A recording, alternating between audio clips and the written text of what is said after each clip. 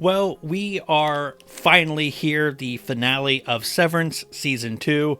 This one is wild, but as always, there's going to be spoilers, so fair warning. The Severance writers are fully on their A-game here. The episode is fast-paced and full of tension, yet it never rushes through some really important character moments. For example, Innie and Outie Mark finally get to talk, and it's so great.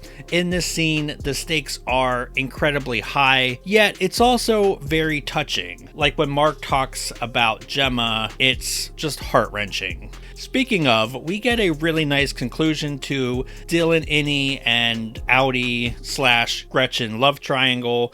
It would be easy to kind of fly through this, or even just skip this scene entirely, but they don't, and it ends on a really satisfying conclusion. It also serves a dual function, bringing Dylan back to the severed floor, which will be, of course, incredibly important to this episode. This show has always been a nice mix of drama, dark comedy, and science fiction. However, while I wouldn't say this is a strictly horror show, it does certainly cross into that area. And holy crap, it really leans into the creepiness here.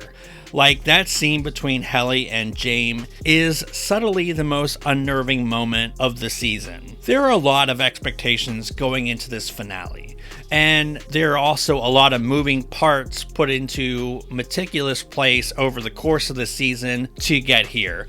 And overall, I think it's a highly satisfying conclusion. Best of all, it's a nice mix of answers and resolving plot lines without totally ruining other mysteries for future seasons. For example, we now learn that Gemma is seemingly free from Lumen, and she is living proof that the company is sinister as hell.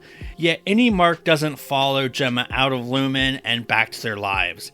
It's tragic and most likely has a lot of people screaming at their TV just like I was. And that tracks because Severance is anything but bittersweet. And seeing Innie, Mark, and Helly run deeper into Lumen is shocking, but it's not totally out of left field since they've been subtly building to this all season. Hell, you could even say that the seeds have been planted since season 1. And it's just wild, like, where are they going?